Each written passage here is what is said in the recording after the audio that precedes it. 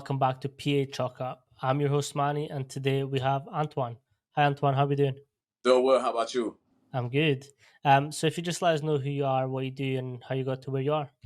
All right. So I'm the head strength and conditioning coach at Wade Hampton High School, located here in Greenville, South Carolina, and I'm also the head strength and conditioning coach at 1111 Elite Training. My background in strength conditioning really started when I was a high school athlete. I was a guy that was fortunate enough to go play college football at the Division I level, and then I transferred, played at a high level Division II school as well, and I also had a stint to play a National Arena League football. But what kind of helped me get to the point to be a high level athlete was the fact that I spent a lot of time in strength conditioning. I was fortunate to have good strength and conditioning coaches throughout my whole career. So when I say it starts in high school, I mean my first strength coach, I had a weightlifting class, and he was a CSCS, NSCA sponsored like strength coach. The next coach we had was CSCS. Got to college, obviously have a bunch of CSCS. So my journey, I spent a lot of time as a high school athlete, trying to figure out like how can I make myself better. There would be days where I'd be in like our hallways at Wade Hampton High School. So another story is the high school that I'm the strength conditioning for coach for I actually went to. There'd be days I would go back after school and I'd be setting up cones, doing these drills, doing these jumps. And I had a teammate one time like walk by and says, "Would you do this as a job?" At the time, strength conditioning was a thing, but it wasn't like as big as it is now. And I think that kind of like gave me a click, like, oh, I can actually make money, training people and doing something that I love. And being a strength coach, most of us we're thicker built people, shorter people, pretty strong. And I was in that same mold, and I was decently athletic, wasn't the most athletic, but what helped me a lot was that strength portion. And now, me being on the back end of my athletic career being over, now I'm trying to flip my mindset, being more athletic. Because now I look back, like, what if I had spent more time working on athleticism more so than just trying to be a strong weight room guy. So when I got to college, my both degrees, bachelor's and master's, are in exercise science. And I'm so thankful for the two programs that I was in, Gardner Webb University and Lenore Ryan University.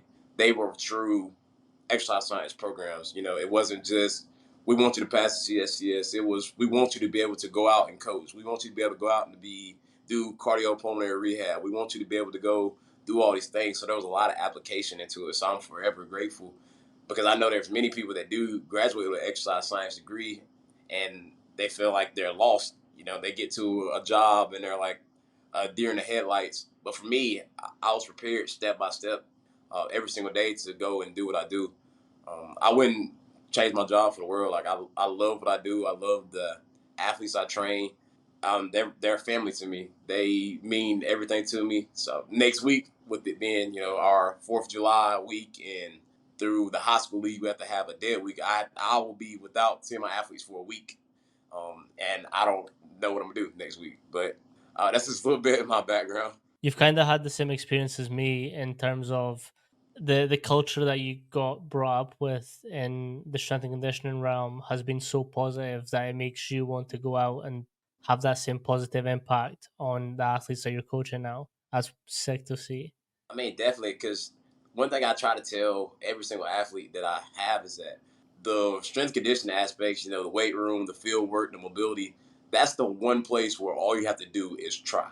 Mhm. There's no talent to it. Doesn't matter doesn't matter where you been came from. Doesn't matter who you know. It's what work can you put in to get to where you want to get to. That resonates a lot for me. I'm an undersized athlete. I was able to play Division I football. I'm only 5'8". I left high school 5'8", 185, and I was going to play outside linebacker at Division I level. That doesn't just happen. It was just kind of I put my head down, I went to work, and I just didn't let anybody deny that from me. And the attitude that I try to get to everybody we train with is like, I don't control what you get to do on the field, but in this room, if you just maximize every single opportunity, you give yourself a better chance to produce on the field. 100%. You said something that I kind of disagree with, as if you spent a little bit more time working on the athleticism rather than the strength and the conditioning side of it. I disagree with that because as athletes, we need to think about our foundations. Our Mhm. foundations is strength, is power, is speed. That's where everything athletics wise comes through. Yes, there's genetics, and there's this argument of how much genetics does it. Very important, but you can also develop these things. So I think it'll be in a little bit hard on yourself in the terms of you did the best that you could for the position that you were in. Oh yeah, I mean, So I'm don't with you dwell on on that. that too much. I'm not on that. I'm not anti weight room. I'm not anti strength. I just, I think for me, I missed out in high school doing all the speed, doing all the change direction, doing all the jumps because I focused more on strength. I, Ah, okay. as a junior in high school, I was able to do junior high school 185 pounds. I was benching 225 for 10 reps already. So that's 16 years old. So if That's I not maybe if I bad. maybe if I take that attitude I took to the weight room, I went and did more sprints without like gassing myself or Mm. learned about the art of sprinting. That's more so me. Yes, I'm with you. I arguments we get into right now with strength conditioning, like, oh, you're a max strength guy, you're a speed guy. Like, I'm. What do we need? What works? Like I had a conversation with Simply Faster I did in last Mhm. summer, and it was, we talk about power, we talk about velocity, we talk about all this and that. Well, like I said, the basis of that is strength. I can't get to if I have a sports car and it goes 160 miles per hour, but if I drive it in a downtown area, I'll never get to it.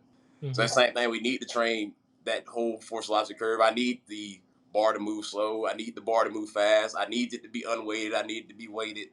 That's kind of how our schedule set up. So for me, we work a 4 day split. That's the way I want it to be. Sometimes I go Mm. three. Sometimes five. It depends on the schedule and what sports and How who I much have. contact time do you have with your athletes? For the private sector, we're Monday through Thursday.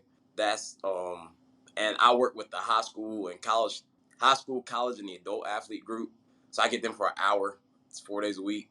And my school setting, the one I have general athlete class. I have a two general population classes, and then one athlete based.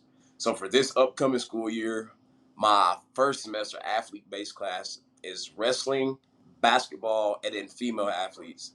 Our wrestling coach and basketball coach like to have them to do skill specific stuff.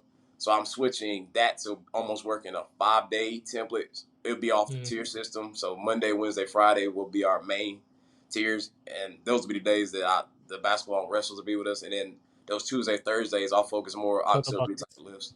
lifts. With my general population classes, they're similar to the 11-11 facility setup. So Monday through Thursday, Friday I like to maybe do mobility, maybe do a game, maybe do a free day. So that 4 day split, what it looks like is our Monday is our acceleration, and I paired it up with our max lower lift. Our go to is front squat. I just like it. I have no bias on if you want a front squat, back Not squat. bad. I love the front squat, especially being somebody that I like to have the guys clean, the girls clean. Only people I don't have clean are our baseball and softball players. Every other sport cleans. Is I there a like to reason? pair. Just because they get a little cranky in the elbow and the wrist a little bit, and just to Okay. avoid Like an the over-usage type deal. yeah, just to avoid any issue. And then most times, as once I get them in high school, they've been hearing their whole life that your wrist and elbow and shoulders cranky, and it's like just to avoid the whole fight of let's just go Mhm. ahead and just clean. Let's do bar jumps instead of cleans.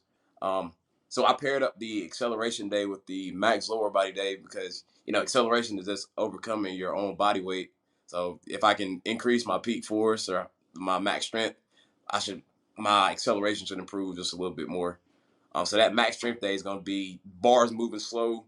I'm going to work between 75% and 90% on that max lower day.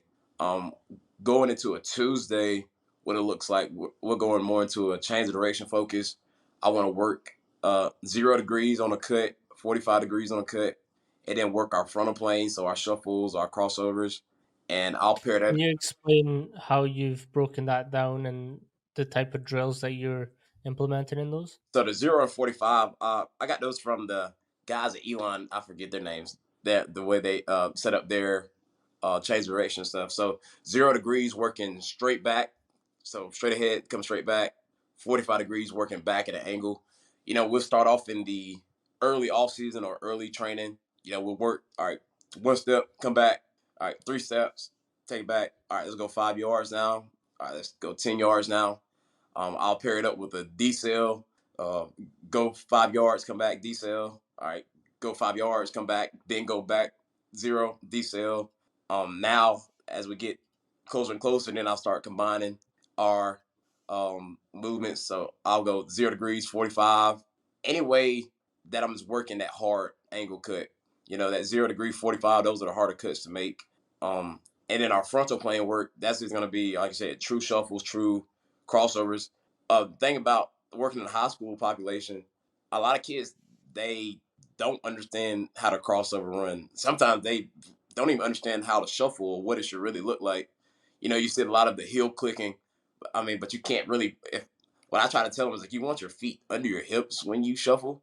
Anytime you get your feet, I always had a coach. Anytime you get your feet touching together at the same time, it's probably not going to end up very well for you if you have to change direction at a moment's notice.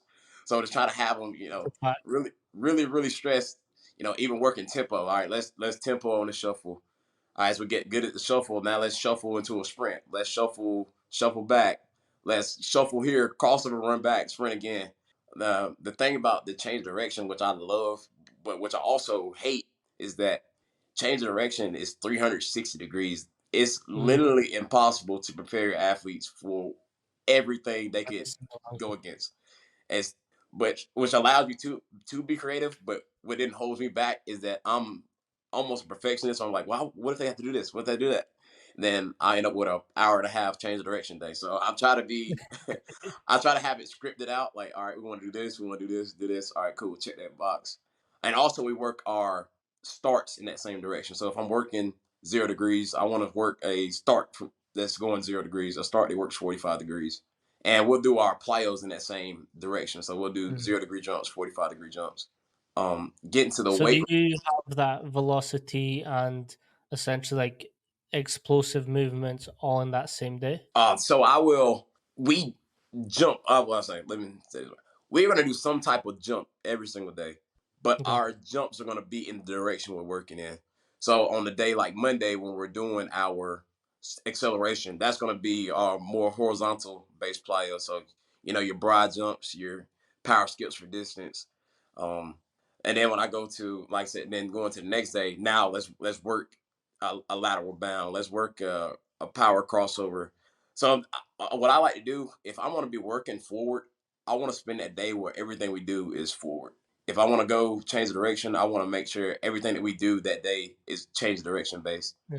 I have been in situations before where I've done a 3 day lift, 2 days of change direction speed, and I kind of follow the same templates. I start off with speed being I would say the priority for that day out to go our plyo warm up, our plyos, speed work, change direction, and that's just how it flowed.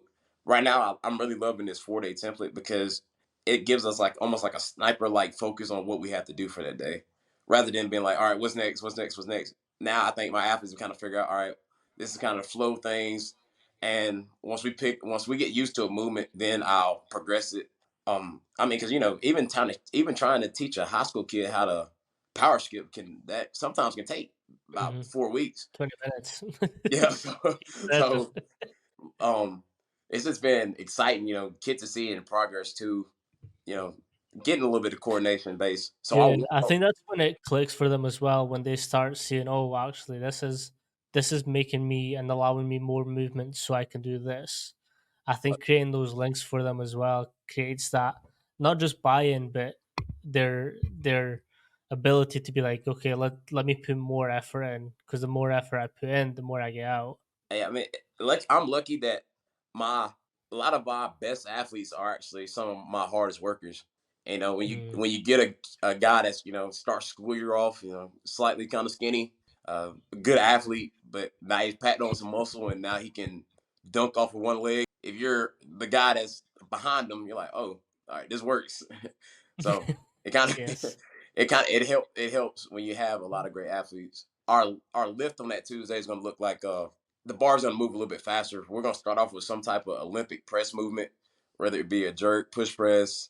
I'll do some landmine stuff. Anything where the bar moves fast, and then we'll also do our med ball throws on that day as well. And then after that, we'll go into bench variation as we get closer and closer to the end of a block, well, an end of a program or phase, we'll start to have the bar move a little bit faster. But so starting off, I may go a floor press or incline bench if I'm working more of a hypertrophy type phase. But if I get to where I'm working more of a speed, I might do a dynamic effort bench. I might do a single arm bench, and that'll also be paired with the mid ball throw. And our finisher, we always go a pull circuit. I'm big on the posterior chain, so any pull, that's my favorite thing to work. We work 4 different pulls. We'll work 2 vertical, 2 horizontal, and we'll finish up with some anti-rotation and rotation on that Tuesday. Posterior chain for me is so strength is always the foundation, but strength in the posterior, that's where everything starts clicking for everyone. As well as you can only sprint as fast as your hamstrings allow you. For sure. So if your hamstrings are trash because you don't work them, you might be very fast, but you're not going to be fast for very long. Yes, Everything sir. starts with posterior. Yes, I Everything. always I always tell when I get new athletes at the beginning of the year, I was like, one thing about you all said we don't really train for hypertrophy much as an athlete. I was like, looks kind of come. I was like, but your posterior chain, I said that's the one area where I'm like, I want you to have big traps, big calves, big hamstrings. Like I want you to see that the backside of your body got bigger from all the volume Mhm. because we do. If I were to count the volume, I want to say maybe 60% of our work is on the backside. 60 to 75%, I say is on the backside, and they know Yeah. it too. They'll look up on the monitor. They'll be like 3x12 on RDL. Yes, yeah. Yes, sir. um, you have probably not experienced a lot of posterior chain injuries though. We that another piece of that's kind of as a strength coach that's good is not many soft tissue injuries. Um, the the thing that's the hardest for me to combat is that our high school athletes just do so much, Hmm. and it's to get to that next level, it's to get to college. But it's like I want you to be healthy for college, and I want you to do this, there's nothing you can really do as the strength coach because I mean this the model of sport we have in the United States for our sports besides football is year round play. It's you have to go to this tournament, this tournament, this tournament, and I think the MLB this year was speaking of how many UCLs they're having in young pitchers, and it's like yeah, because they've been throwing every weekend since they were 8, Hmm. and now they're 24 with UCL having UCL issues. So I was mentored by Coach Ron McKeefery, Hmm. and he has this saying where we're 10% of what an athlete does. We have to mitigate what they do the rest of the 90%. Hmm. So they've got 90% to fuck everything up. We have to control those 90 with the 10% that we have. Yep. And I had that conversation the other week, because our guys right now they're doing 7 on 7. Some of them are playing basketball right now. They're coming to work out with me, and I was telling them I was like, they were like, Coach, I've a lot less reps. I'm like, which I'm trying to control what you don't feel right now. Mhm. I was like, you don't feel your CNS tore up right now, but I know it is. I said, because if we would have sprinted today, I said, you may have ran your best time ever. I was like, but that next day, it may be the day you got sick or hurt. Yep. I was like, so And I'm that's the trying to do thing my as well. When you push as hard as you can one day, that next day you're going to lag. And if you've got school as well that next day, and you've got tests and you've got homework and you've got mhm, 90 other percent things that happen during your day, that session day after, you're just like, yeah, let's yep. tame it down a little bit. So when we get to exam week, I have to cut all volume. I have to cut the lifting volume. I have to cut the sprinting volume. I mean, we were doing 40-minute workouts. Mm, Obviously, if somebody were to come and observe me, that looks terrible. But I mean, I rather you be upset with me that they're sitting down than me having kids sick and getting injured. So that's just another thing you have to fight. And then also which is a great thing, at my situation, all of our athletes. They are the athletes. Like we don't have many single sport athletes. So our football players our basketball team. Our basketball teams Hmm. are track. Our cross country girls also play soccer. Our track and field team does it. So it's a great problem to have. And as like, all right, what I need is I try to control everything that I can. But if you go to track practice and you have to run 10 200s, and then I have you the next day, you're supposed to run 3 20 10 flies, we're kind of combating each other. And we're not making you better. We're just having you stay at the same point or maybe even getting worse. So how do you then program to make sure that they're not getting overused but still being coached and trained for all these different elements of their sports? The biggest thing I've tried to do is trying to get and see what does a practice actually look like, Mm, or having a background of a sport, or understanding like you know if you have a relationship with your athletes, they'll kind of tell you. I mean, they'll come in and be like, Coach, we did this and that yesterday, and most times I almost lose my mind because that's probably shouldn't have done that yesterday. But then it just becomes like, okay, let's adjust. If you had to track me last night, let's not sprint today. If you threw 80 pitches last night, we probably should take today off. Let's go and do the pitcher recovery. So it's just knowing the building a relationship with the athletes to where they're honest with you about how they feel. I mean, I don't have anybody come that's trying to skip out of work because they've seen the value in everything. mm, So they'll let me know, Coach. I did this, Coach. This happened, Coach. We got in trouble last night, so we ran all practice. So like, so oh, this having that relationship to where they feel open. But what's helped me a lot is that I actually did not become like athlete until really late. My first sport I ever participated in was actually track and field. I didn't start that till I was 11, 12 years old, and I didn't get involved in football till I was 13. But what I did a lot was as a kid, I wanted to be an athlete, but I just never had the opportunity to. So, so I got to learn like all these sports, like just watching, like going on mm, YouTube, looking at go watch wrestling, go watch basketball, go watch all these things, so you get an understanding of what all they're going through. So for me, yeah, one of my teams that's big that I train, I just actually started with them last week that I'll train through the rest of the season is the cheerleading team. A cheerleading practice is intense. Especially those competitive cheerleaders that they're trying to go win a championship. Those practices are not like light. They're not just in there just shaking pom poms. They're throwing people. They're jumping around. They're landing. They're landing extremely hard. So for me, with the cheerleaders, when they come do in season lifting, I still want to touch that power aspect because we still need to be powerful athletes. But I'm gonna make that load a little bit heavier, so they're not getting as far off the ground. We're gonna do a little bit more, maybe more landing than I'm doing actually jumping. I'm mm, gonna do things to try to take care of them. Still getting to work that power emphasis without adding extra stress. So yeah. that understanding of the sport is going to be huge for any type of monitoring. Mm. With the sort of different sports and having same athletes play for different sports, how important for you is that communication between you and the coaches, and how much communication do they actually feed into you? all of my all of my I hate to say my main teams, but that's what I'm gonna say. All of my main teams, their coaches have have a really good relationship with me. So the coaches will even text me and saying like, "Hey, I kind of pushed them a little bit yesterday. Do you think we should do this?" Which we just hired a new football coach, and one thing that kind of won me over was he texted me one week and was like, "Coach, they did this. What do you think we should do?" And like Mm, that's huge because in the American football world, most times the head football coach like it's what I want to do. We're going to be a tough team. I don't care if you're tired. I don't care this. And for him to reach out and say, "Hey, what do you think we should do?" And I was like, "Well, coach, actually, I was actually already planning that we should do this, but the fact that you reached out and asked me, now I know that I can go forward with taking this time off, but also just letting them know that I'm here to help them.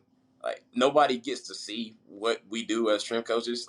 So mm, if they go win a state championship, they'll talk about how great you did as a coach, and I'm going to support that. But we're behind the scenes, trying to make sure everybody's healthy, making sure everybody can make it through a full season. One 100%. of the That's why.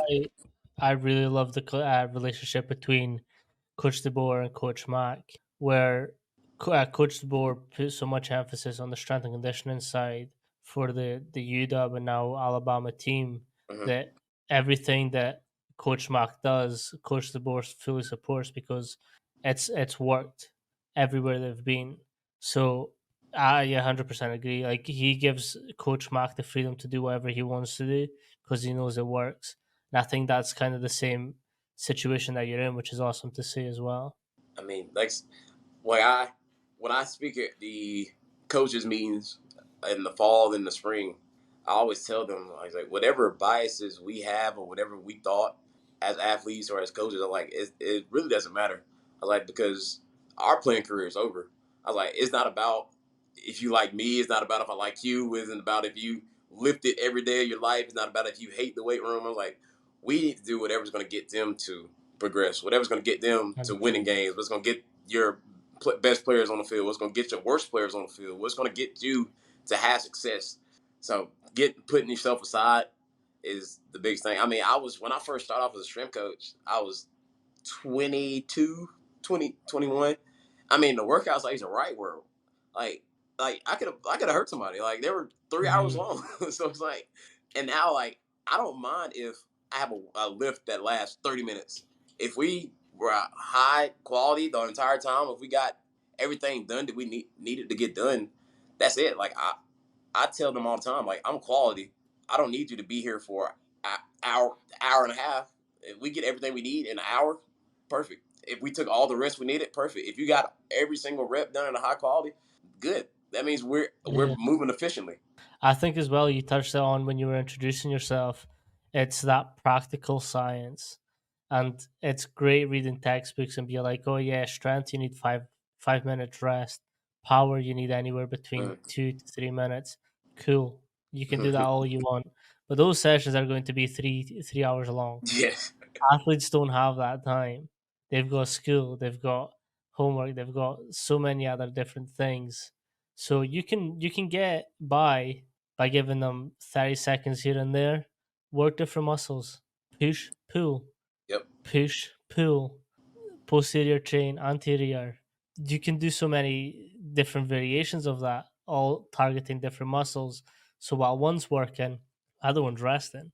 Uh-huh. That's how I like to see programs as well because you can have them there for 3 hours, but you can just do as much if not more in 45 if you balance these workouts that way. And I think I was kind of thinking about this yesterday. I was listening to Move the Needle. I was listening to their podcast and I forgot what they were talking about, but what kind of resonated with me. I was kind of thinking is like the way I feel as a strength coach. I want to get the best amount of work done in the least amount of time. Like there's 100%. what like I know you always hear those stories of well, I was coaching 100 hours a week. I was coaching. I was like, why? Why? Yeah, why? Like, what were you doing within that 100 hours? Like everybody wants this. Like, well, I grinded. I did this and that. Is like, but you don't have to. I'm able to do so many different things. Like but because I've understanding the time frame, understanding the quality. There was a day in the spring which I would probably never let this happen again. I had to train 6 teams in 40 minutes. and I, Damn. and I was like, okay, let's figure out how it can work. Okay, like, I was like, let me bring the female teams in first. They roll 20 minutes, roll through, got everything done like we need to get done. All right, guys teams roll in. All right, you guys train, do what you need to, get in, get out. And our in season football list, I get 30 minutes. You go on the whistle, come in, find a spot, warm up, do our prep, boom, right down the list. All right, good, ready to go to practice. So becoming efficient as a strength coach, that's going to be your best friend because we have a job where it can last hours. If you let it take you some hours, it will. So if you can Mhm. find a way to find that sweet spot for your schedule, that's I find it. think I think a big thing is ego as well. Like strength coaches love to think that they're the end all be all of that athlete's career. Hmm. And like we kind of have to be realistic, although we see them probably more than their sports coach. We also have to be like, okay, we actually don't have that much of importance in terms of how much they play and how much they do. So let's really focus on and on what they need and push them out because they need to practice. And having that thing where, okay, cool, I can do a 3 hour session, but if I can get 45 in and they can rest until their next practice, Mhm. I would much rather that. I mean, I had a guy come shadow me yesterday, and he looks at the board and is like, two sets of two, two sets of four, and I was like, oh, this is our deload week. I said, so what happens a lot? We'll get a new client in the facility, and they'll come on that deload week, and it's like, y'all doing a set of two? Yeah, you missed the fives and the eights, and yeah, Mhm. we all that's adding up. Trying to take care of you. That's the big Load thing. management is key. Yeah, And it's taking care I taking care of you. 100%. I did a seminar thing in Italy a couple last month, and I pretty much spent a whole hour on load management and how to best manage athletes' loads. And it essentially comes from being very anal with everything that they're doing. If they spend 2 hours on the pitch, okay, if you don't have GPS, that's fine. You can just like kind of see where they're running the whole time, where they're not, where they're Mhm, running fast, where they're running slow. Okay, let's take that into account and let's work backwards. If they did that, I need to prep or mitigate some of the onsets that happen from that. So let's work on slow eccentrics, slow isometrics, just to combat that high intensity loads that they're putting out. Let's take a step back and go from there. So load management for me is a big thing. yeah, and like you said, it goes back to what you're talking about, ego. Like, why do you need them to? Why do you need them to be 100% today, 110% on bench today? Why do you? What are you getting out of it? Like, if they're already beat up, we're not getting anything out of it. We're if anything, we're beating them up more. Hmm. We're just wasting more It's like time. kicking up when you're down. Yep. Yeah. No, again, it's. I think this is going to sound weird to say, but strength and conditioning and coaching is easy. It's easy. Oh, for If you sure. have common sense, like okay, they're running really fast today. Let me not put plyos and high speed stuff in the gym tomorrow. Let Uh-huh. me focus on something else. Like it makes sense. One thing that I learned while I was at UW, which is so simple, but I'd never thought about it until I was there. And this was Coach Fink. He was like, he was programming. I was like, oh, what's your methods of programming? What do you like think about? And he was like, well, I need my athletes to be balanced. I was like, obviously. And he was like, do you know how you do that? I was like, yeah, just look at what their sport, do the counter movements, do whatever their movement, make them stronger. He's like, Mhm. okay, but what about your pushes and pulls? I was like, what do you mean? Like, well, I need all my pushes to equal my pulls. I was like, yeah, that makes fucking sense. But like, I wasn't aware of it. I was like, yeah, that does make sense. If I push, I need to pull. If I push, I need to pull. And I was like, so he sent me like this whole textbook on where he got this method, and I was like, that took my programming so much further. Uh-huh. And it's just having that thing where you're learning from these coaches who are at the pinnacle of their For sure. career, and you're just like they're just drip feeding you all this information, and you have to be a sponge. Oh, for sure. That man, that's why I love to, get to connect with a coach, get to, even like what we're doing right now, like we're connecting right now, like getting to learn like what you do when you learn what I do. I mean, 'cause sometimes what I've come to think about is a lot of times the strength coaches, the ones that are pretty high level strength coaches or pretty good strength coaches, we're all doing about the same thing. It just Mhm. becomes it may be a piece here that you can pick up, a piece here that you can pick up, and that can be all the difference for your programming. 100%. I always say that, and I'm not even scared to admit this. This podcast is very selfishly for me. Like I love speaking to coaches and connecting. I just like putting it out there for everyone to watch. Uh-huh. Like we do this so much as coaches. Like we'll sit down and just talk about it, talk about different programming elements, different little tweaks that we make. Like, and I always revert back to this example. I can use a squat for building post like hamstrings, quads, but you can use it for core control, like keeping that Uh-huh. Olympic band like tight, keeping your Valsalvic maneuver tight. That could be why you do it. I could be looking from a muscle standpoint. But if we connect these both and we're like, oh yeah, Yeah. let's build a squat for this reason. Yeah, man. I just like with. like I always speak about like the strength coaches I had and the guys I got to learn from like after college. Like I mean I owe them everything. Like the cool thing about being a strength and conditioning coach and being around and having been an athlete is that like I became like a, a sponge to everybody. Like I like you see me, but you really get to see like Curtis Whaley, you get to see Trent Caldwell, you get to see Andre Bernardi, you get to see all these strength coaches I had. You get to see that exemplified as one person. And, and that for them, they're a conglomeration of all the guys that influence them. Mhm. And I mean, I hope as I get older, there's another strength coach right there. He's like, oh well, Antwann McCray is one of the people I learned from. It just creates this, this brotherhood, this friendship of among strength conditioning coaches because our field is great, but our field can also be Mhm. extremely toxic, which is what drives me crazy. It's like what are we really competing about? What are we Mhm. really arguing about? Because a lot of times what I see in arguments in strength conditioning is like this what you're arguing about doesn't even work for the other person's situation. So like for me, I was thinking about this today.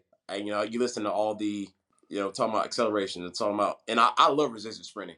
At 11:11, I have the ability to, do resistance sprinting because I have sleds. At Wade Hampton High School, I do not have the ability to do resistance Mhm. sprinting. So if somebody were to come watch my session, or if I were to post a speed session, here comes a coach. Oh, you didn't do any resistance sprinting. Well, I would do resistance sprinting if I had a way to. And then we have a hill, but you know what I have to do for the hill? I have to walk around this gate, unlock it, get my whole class out, put them on the Mhm. hill. We have to run the hill. Then I got to get them back inside, lock the gate, let them back inside, and then hopefully everybody walk back inside with me at the same time, and I didn't leave a kid outside. And at that point, I lost 40 minutes of a training session. So, Mhm. No, so I agree. The thing is, like, as well is like we were speaking about this, how long it takes to do a session. The most valuable lesson I learned is set up everything before the session, uh-huh, like I'm talking about day before, so that when the kids get to the session, uh-huh, they run through the session, uh-huh, and that's it. Everything's set up. The squat set up, the floor set up, the uh-huh. mats, the cowbells, whatever else is in that session is set up. They go boom, boom, boom, boom, boom, boom, boom, boom, boom, out. That's Yep, it. yep, Everything's set up. Everything's ready to go. Let's rock and roll. Next session, same again.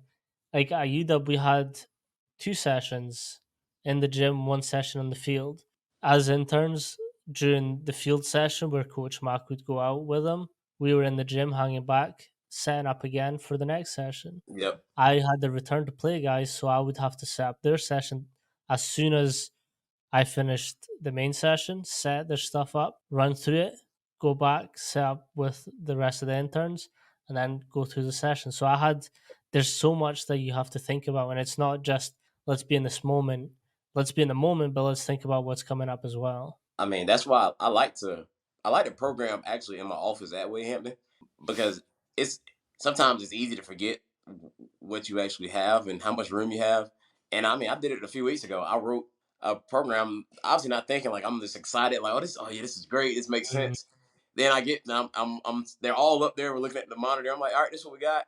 And I was like, actually, you can't do that because you're using the bar right now for this.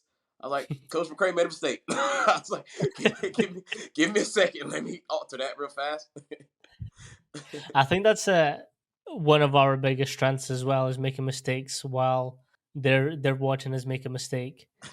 I And think I don't hide them either. I let them know. Like I I I messed it fucked up. up. Yep. Because that what one thing I'm learning about, especially like the high school and even the college, if you're honest about when you mess up, Mhm. they can be like, all right, well, he's a real guy. Like he's a real coach. If I mess up, I can tell him I messed up because he admits that that was a mistake. That's my fault. There was a day, I want to say it was around 2 weeks ago, and so with our front squat day, I pair up a long ground contact jump and then a Mhm. horizontal jump. So I think this day we were doing depth jumps for our skilled guys, and I think after they were going to a double broad jump, and we do our reps on the whistle. All right, so one's up, boom, one's go. All right, go through your jumps. And I was like, what is like I'm living I'm like smoke's probably coming out my ears because I'm getting pissed and because people aren't like ready to squat. And then something's like, Coach McCray, you wrote for them to do 5 reps on squat, then and Mhm. depth jump and double broad jump. and your room's not that big, so it's kind of gonna take them a minute to actually get that done. And I was like, you know what? You're right. You're I right. actually need to calm down. I was like, at least 100%. they're doing it. Yeah. And the thing as well is like when you make mistakes in front of them, they get to see that human side of you. They'll be like, oh, okay, he's not a robot. And we had this thing at UW where if we messed up, and I've carried this over to what I do now, like if I mess up, I'll do a down up. I If do. they I do the mess same up, thing. they do a Uh, down up. I learned that from Coach Bernardi at Furman. We called it a reset. Yeah. So, yep. So I do the same thing. I was like, they were like, and then sometimes I try not to do it. Like, Coach, nope, you yours one. Yep. You always won. Yep.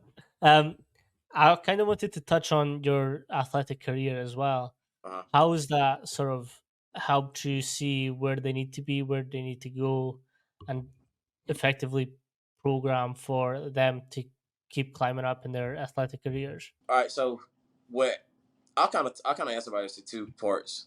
So for me, uh, I went as an outside linebacker. What helped me in high school was that I was stronger than everybody, and as a Division One athlete, you tend to be a little bit faster than everybody. So coming out of high school running a 4.740, as a high school athlete, that's kind of moving. But you get Mm, to college and there's 4.4s and 4.3s and 4.5s. It's a little bit different, and then everybody's strong. So it's like, all right, what can I do to prepare you for everything? So I want to my biggest philosophy, like for me, is like I want to develop the total athlete. Like I want you to be coordinated. I want you to be fast. I want you to be strong. I want you to be able, be mobile. That's another thing. I went to college. I wasn't very mobile. Like I was stiff. I didn't move like as smooth as I wanted to. Like so that kind of hindered me a little bit. And then understanding like the play and the style of way sports are going now. Sports are kind of going to more so now, but like a finesse kind of thing. You don't really see. There's not many like brutes anymore. I mean, when you look at a guy like Giannis. I mean, yeah, he's 6'10" and heavy, but I mean that guy moves swift around the court. Or you look at how basketball is going positionless, or you look at how um, the build of soccer players. You look at the build.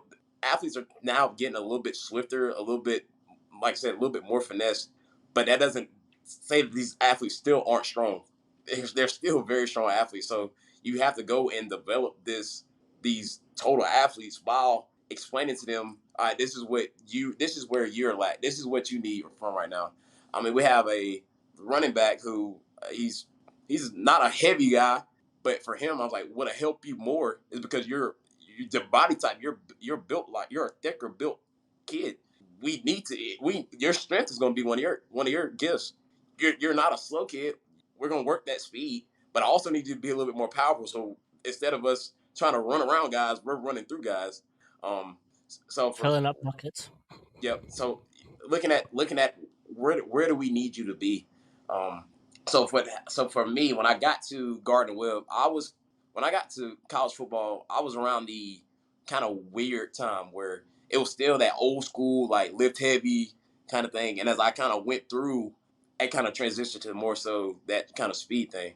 So getting to Gardner Webb, or the position I was playing as spur linebacker, was more so seen as it was a bigger body. So the guy that was starting there my freshman year, he ended up going to the Canadian League as a defensive end. So that lets you know, like, he was a pretty big guy. But as the years got on, my coach would say, what's preventing you from getting on the field is actually, I want the speed of play. And what did I do? Not thinking, oh, let me gain some weight. That doesn't work. He said, speed of play. And I said, oh, okay, gain weight. All right. So then I got too heavy. So what I ended up having to transition to was, going to the offensive side of the ball, being a blocking back, being a fullback, H-back, where now I don't have to react. Now I'm working off my speed. Now I can win. I can win early. My strength and that speed that I'm not as fast as I was when I was in high school, but the speed that I still have in the tank a little bit. Now I'm able to, just display that immediately instead of having to, almost slow play things. Now I'm able Mm. to just go, boom, and now you're able to feel everything that I have, the full contact, full power. But also getting to be a college athlete. Obviously, there's a talent portion to it. I I I came out the womb coordinated. I came out the womb strong. I came out the womb with the ability to run a 4.7, to be able to jump over 30, things like that.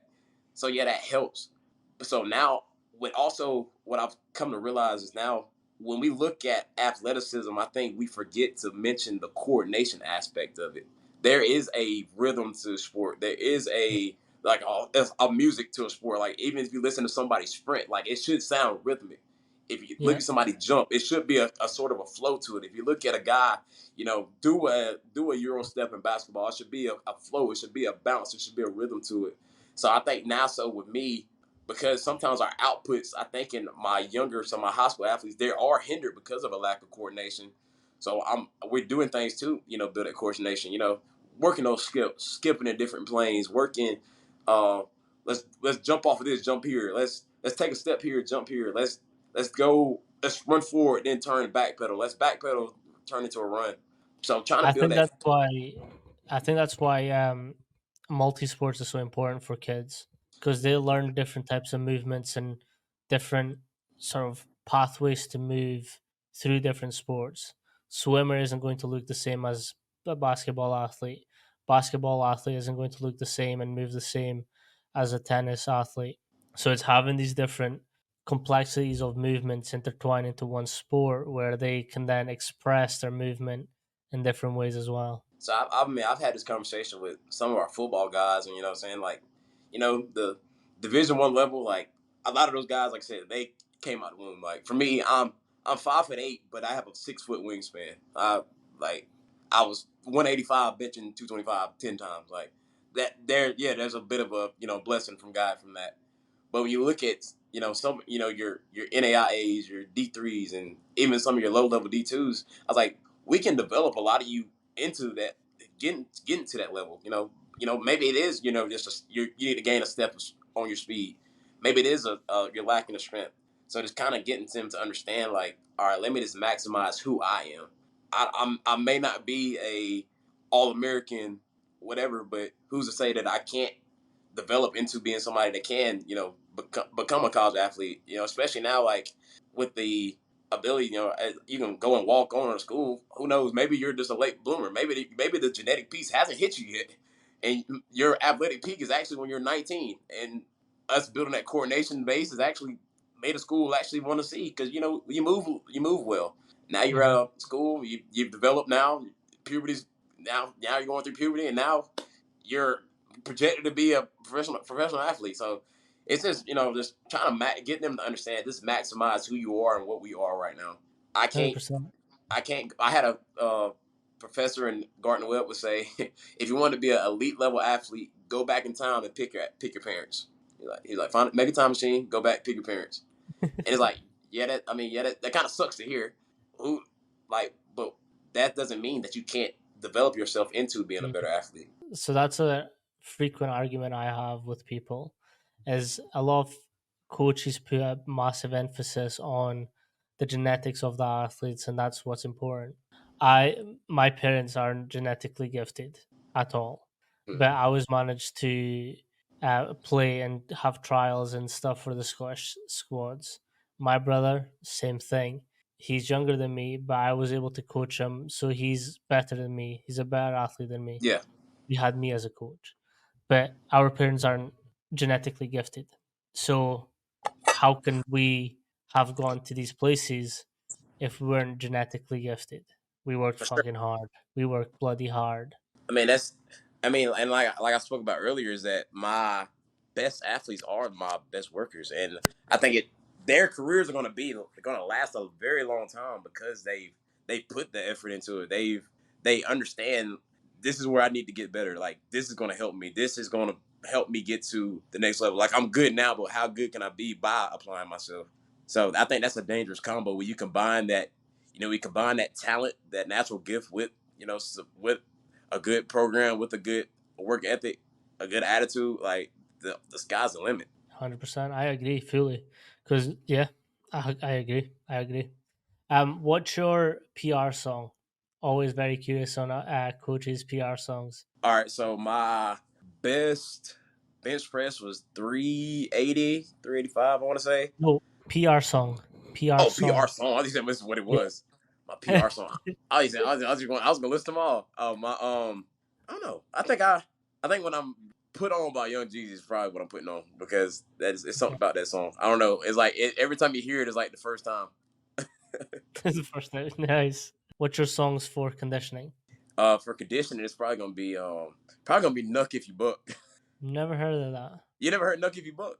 No. Oh man, you if you go put Nuck If You Buck on right now, it'll make you probably go run a mile. It's a very like it's a fight. It's a song for fighting. It's for fighting. There's no doubt How about do you it. spell it? Nook, like Knuck. If you buck, oh yeah, it's something about it. It like makes you like not want to stop. By Lil Scrappy Yes, and yep. Crime Mob. Crime mob. Yep. Okay, I got you. So if I get tired in a workout, I'll turn that on and I'm like, all right, I'm ready to roll. I'll give you that. I'll be listening to that afterwards. I've got to drive. Nice. No, I love getting people's coaches' songs.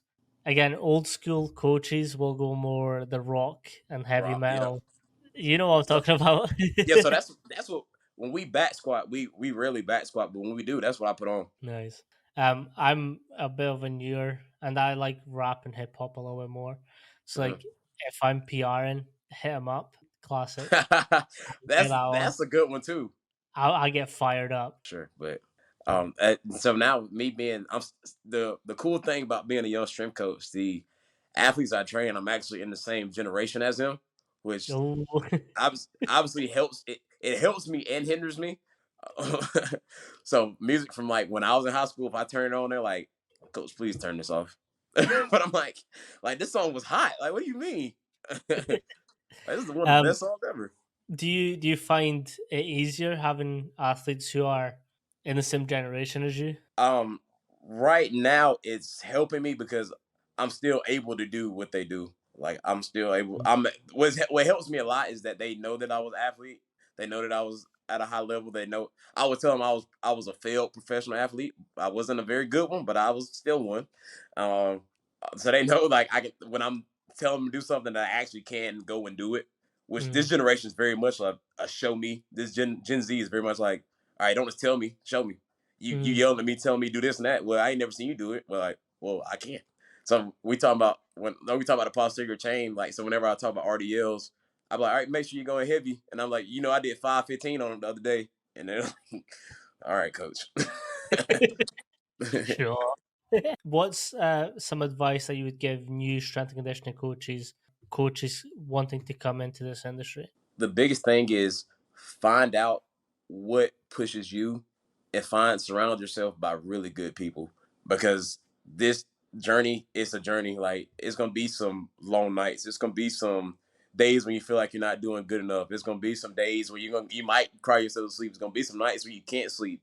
So you have to have that support system, but also understanding what's gonna drive you. Like if you're a big person that's big in relationships, like make it a key to build a relationship with all your athletes. If you're somebody that you love the biomechanics, dive into that biomechanics. If you're somebody that wants to be a speed guru, spend some time on your craft. Go sprint on your own, learn some things. But what's been great to me is like, so I went through a time earlier this year where I was going through a really rough time, and it's like right around that time is like as I was starting to come out of it. I mean, strength coaches from like I was just getting love poured on me because I had just did the Conjugate Chat podcast. I had just went and spoke at the North Carolina State Clinic, and it's like without like that network of strength coaches that just telling me, Coach, I love to hear you talk on Conjugate Chat. I loved when you did that. That's one of the coolest things about our program is like about the strength conditioning profession is that we are family. Like I love to go see the other team's strength coach when we go play. I'm like Hmm. it's a community, it's a family, and I would love that if the entire community could just embrace each other. Maybe you do see somebody doing something stupid. It's like, hey, let's try to figure out why this is stupid. Let's figure this out. There's a couple coaches where I refuse to mention because of I know I know the one right now. He popped in my head too. I know exactly what you're finna say. um where it's just so negative all the time, and I'm just like, just let's just fucking be nice. Yeah. Doesn't take hard. And you've got those coaches where you'll probably know who I'm talking about too, that you look at their stuff and then you're like, Jesus fucking Christ, Yes, that's going to hurt someone. But yeah. it's just like it's. I love to hate on some of them, but at the same time, I would never be like, let me comment some fucking hate. Yeah. Like I don't care that much to spread the hate. Yeah, but like even like I'm talking about, like having a support system is like If you have a Yeah, support system around you, somebody will tell you, "Hey, that's pretty stupid." So yeah, me yeah, being, first job as a strength coach, like this is so I started working while I was in school. So this is my spring of my senior year. So I still have 2 years left to play football. And I think I had posted a video of a guy, obviously just trying to look cool. He was standing on a Bosu ball and he was doing med ball slams. And I walked in our weight room the next day, and our strength coach was looked like he's gonna punch me in the jaw. And you know what I haven't done since then? Booster Med ball, balls, stand on balls. the Bosu ball. Yep. No, I agree. I agree, and we're talking about the same person. We are definitely talking about the same person. Yep, yep. No, but like, I mean, I've been called out so many times, like by coaches I respect, Uh-huh. but not like in a dick way, but like in a, let's be fucking smarter here. Yep. That's you should know better. And I'm just Yep. like, yeah, I'll take that one on the chin. I mean, that's what we do. Is we do the same thing. I can't to be a good coach. You have to also want to be coached. Mhm. Like I don't when I speak anybody, I'm like I don't have all the answers, and I never will. And sometimes it may be people in the room that are smarter than me, and that's fine. And I want to find those people, and I want to learn from them. Mhm. Like It once goes you back think to you have it the all figured out, you're far from it. 100%. It goes back to that ego thing that we were talking about. Like, if I'm in a room full of coaches, and I mean, I did this when I was presenting, I put up how I split a preseason when I had, so I had a preseason that was 4 weeks long. So I Hmm. had to prepare them for the whole season in 4 weeks. Hmm. It's fucking impossible, but I Yes. had to do it, right? That was my job. And I presented this to them in a way that was like, okay, you tell me what you would do first, split it down into these sections, and let's talk about it. At Hmm. the end, I put up what I did, and I was like, I want the same level of criticism from all of you. Tell me Hmm. where I fucked up. And they were like, they didn't want to give me anything, any Hmm. criticism. I was like, guys, I did it to you. This is what I then told them what I did wrong, and I went through my whole program and I picked it apart. I fucking tore myself to shreds. But it's that self analysis and self awareness that you have to have as a strength coach too. Like you need Hmm. to reanalyze what you did and what could be better, what you did really well, but as well like work through all these different things. For sure. So that's what I was. My way I kind of check myself is like sometimes at the end of every block, I try to like poke a hole in my own programming. So one thing I did last year, so I talked to the guy I worked with at 1111, who I love dearly. He's one of my best friends. Like he, when I first got to 1111, he had already been there, and when they hired me, they basically said, "All right, he's in charge of all this. Antwan's going to write all these programs." Any most people would have been like, well, bump that. I'm gonna go leave and find another job. He stayed and this became like a sponge, and like now he's able to run a session by himself. Like he's growing as a coach himself. And I sat and looked at what we had written, and we were doing resisted sprints. So we were only doing time sprints for 10 yards, but we were doing sled sprints for 20. I was like, so what are we doing? I was like, why do we? I was like, that doesn't make sense. I was like, all right, let's go back and fix that. So now I do the same thing. I look at the end of every block. I'm like, let me look and see that I do something stupid that doesn't really make sense. Because if any coach says they didn't do anything stupid in a program they wrote, they're a liar. Mhm. There's something you wrote that you're like, actually, that probably didn't make sense. 100%. Like, and the thing is, like, we all know funnel systems work big muscles, work down, blah, blah, blah, blah, blah. Yeah. But sometimes you miss something. It's like, I have an athlete who has a terrible lower back. So I know I have to take some pressure off, but build it at the same time. Hmm. So sometimes I just throw shit, see if it sticks. But then I'll go back and I'm like, actually, that's a little bit on that cusp of being fucked. I mean, I did something the other week where I, like I said, I guess it's the college football player in me. When somebody said labrum, I'm thinking shoulder. Mm. And so it's an upper body day, and she comes up to me like, my labrum, I had an issue with my labrum. So the whole time I'm thinking it's her shoulder. So I'm having her do like work her one arm, and then her PT messaged me like, yeah, yes, we got to get her our hip back to normal, this and that. And I'm like, oh, it was her hip labrum. I was like, but she never told me any different. So I just assumed. So I had her do Nice. all single arm movements for that whole day, and she didn't say anything. So I'm like, oh well, I need to apologize next time I see her. But Yeah, self awareness is key. yeah, It is key. No, I appreciate you so much, Antwan, for coming on today. I appreciate you having me on here for sure. That's all good. If you let people know where they can catch you and sort of get some My my contact, Instagram is what is my Instagram? Oh yeah, A McCray 48. So I've got you. AMC. I've got you. All right, AMCCRAY 48. My Twitter is AMAC AOM. So capital A, capital M, ACAOM. And yeah, that's the two platforms I post everything on. No, thank you so much for coming on. It was a Sure, thank pleasure. you. Peace.